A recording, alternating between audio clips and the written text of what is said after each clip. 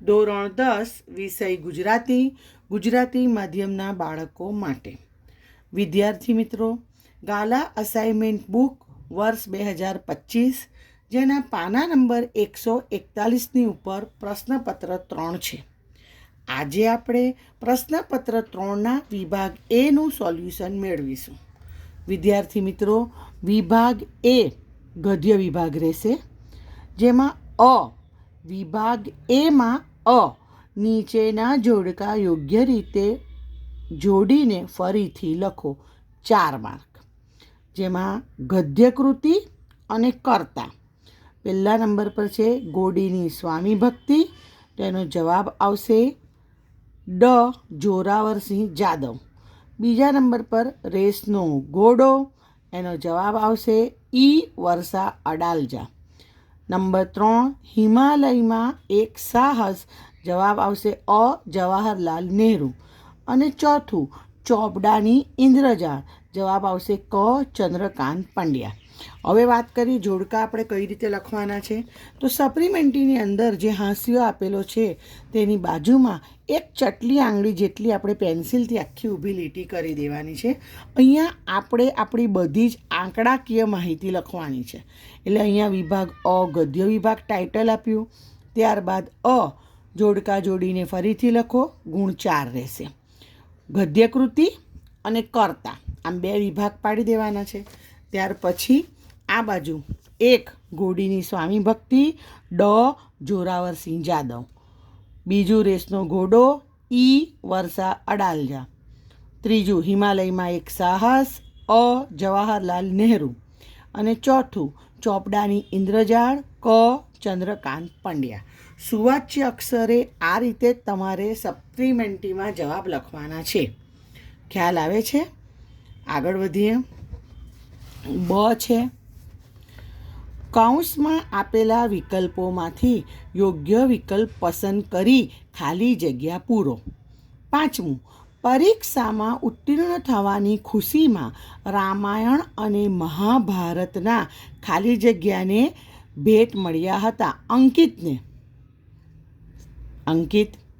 6ઠું, દેવજી અને કાનજી નવજાત બાળકને ખાલી જગ્યા પાસે લઈ ગયા, વેલજી ડોસા પાસે, એટલે વેલજી. 7મું, ગંદકીથી ખલેલ પામનાર સંત ખાલી જગ્યા હતા, સ્વામી વિવેકાનંદ. જો અહીંયા ખાલી જગ્યામાં જવાબ પણ લખ્યા જ છે. આપણે જોઈએ.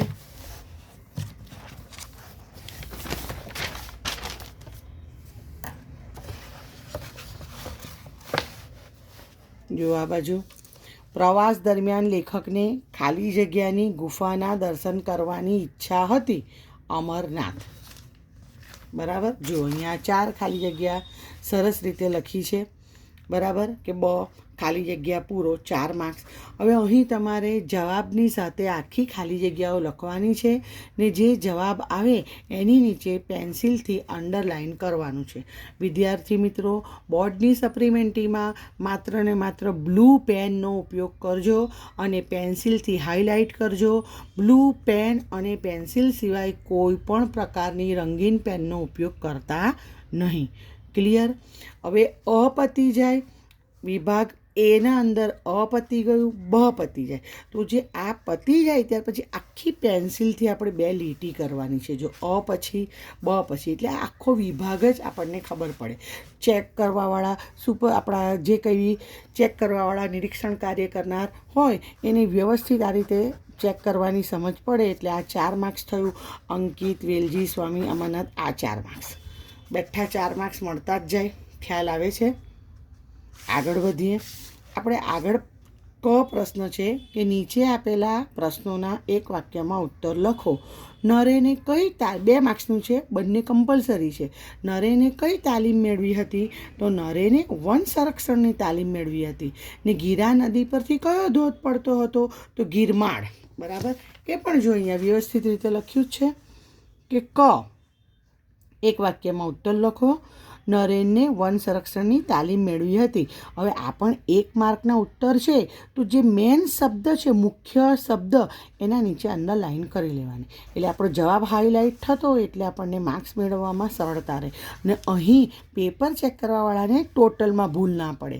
આ લીટીમાં આપણે આપણી આંકડાકીય માહિતી લખી અને આ લીટીમાં પેપર ચેક કરવાવાળા બરાબર આપણે એ કરે, પરીક્ષક આપણા અહીંયા માર્ક્સ લખી કાઢે, એટલે એમની ગણતરીમાં પણ ભૂલ નહીં આવે. ખ્યાલ આવે છે? આગળ વધીએ આપણે. પછી આપણને પ્રશ્ન પૂછાય છે કે લેખક નીચે આપેલા પ્રશ્નોના 3-4 વાક્યમાં ઉત્તર લખો. હવે અહીં શું હશે? 11, 12 ને 13 કુલ 3 પ્રશ્ન આપેલા હશે, પણ આપણે લખવાના 2 જ છે, કેમ કે માંગેલા આપણી પાસે 2 જ છે. 1ના 2 માર્ક રહેશે.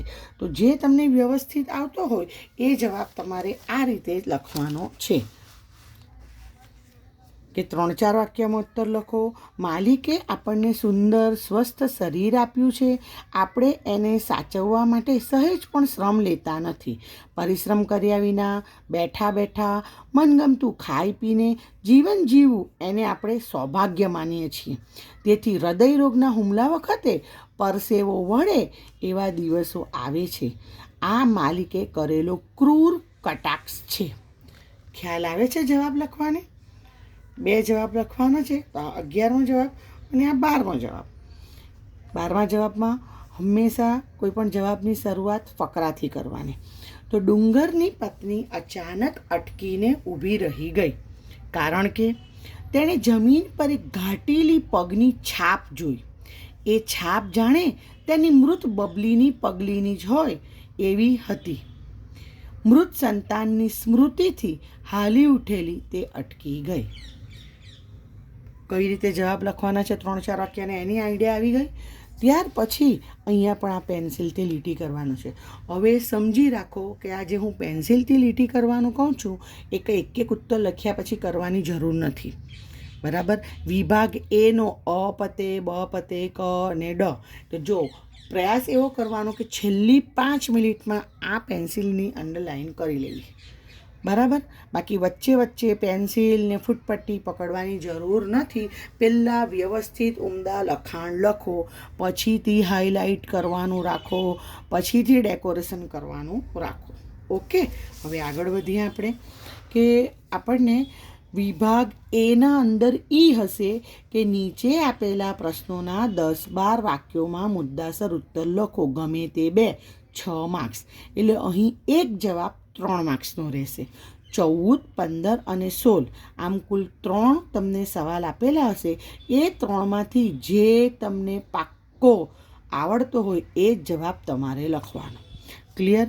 હવે અહીં જો કે મારું માનવું એમ છે કે વિસ્તૃત જવાબ લખો, તો વિસ્તૃત જવાબમાં આ રીતે ઈ કરીને તમે સૂચના લખો. ત્યાર પછી માત્ર ને માત્ર વિસ્તૃત જવાબની અંદર તમે આ રીતે સવાલ લખો. સવાલ લખ્યા બાદ તમને ગદ્ય, સાહિત્યકાર, સાહિત્ય પ્રકાર અને સંદર્ભ ગ્રંથ કે તો આ યાદ હોય તો આ માહિતી તમે આપો. અને ત્યારબાદ સરસ મજાનો ફકરો પાડીને વ્યવસ્થિત ઉત્તર લખો. લેખન કાર્ય ઉમદા રાખવાનું છે, છેકછાક કરવાના નથી અને એકદમ સુવાચ્ય અક્ષરની અંદર આખો જવાબ લખવાનો છે.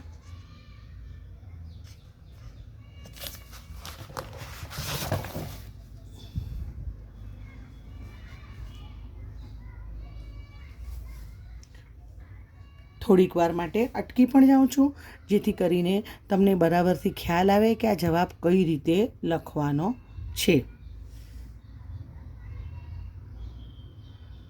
ટોપિક ટુ ટોપિક લખજો. વધારે પડતું લખાણ લખવાની જરૂર નથી. અને જવાબ પૂર્ણ થાય અને આપણી આ લીટી બચે છે, આપણે બીજો હજી જવાબ લખવાનો બાકી છે, તો અહીંયા PTO લખી કાઢો, please turn over the page. બરાબર? કેમ કે આપણે ઈની અંદર 2 જવાબ લખવાના છે. આ દીકરીએ 14મો જવાબ લખ્યો છે. અને ત્યારબાદ આપણે આગળ વધીએ. બીજો સવાલ લખ્યો છે કે જન્મોત્સવ નવલિકા દ્વારા લેખક રજૂ કરેલા સામાજિક કટાક્ષ સ્પષ્ટ કરો. એમાં પણ ગદ્ય, સાહિત્યકાર, સાહિત્ય પ્રકાર, સંદર્ભ ગ્રંથ અને ફકરો પાડીને વ્યવસ્થિત તમે જવાબ લખો. સર્વપ્રથમ તો સવાલને જ સમજવાની જરૂર છે. જો સવાલ વ્યવસ્થિત સમજી જશો તો ઓટોમેટિક તમને જવાબમાં પણ આઈડિયા આવશે.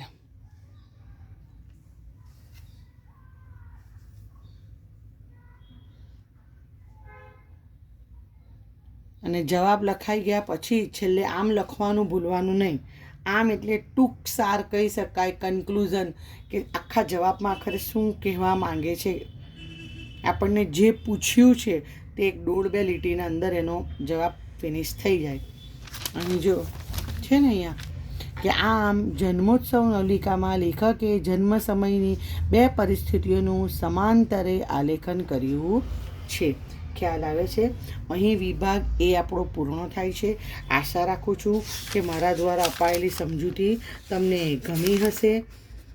અને આ સપ્લિમેન્ટરીની અંદર સૈયદ 10 અની વિદ્યાર્થીની, આ સપ્લિમેન્ટરી લખનાર છે 10 કની વિદ્યાર્થીની સૈયદ આતિફા મોહમ્મદ અશરફ.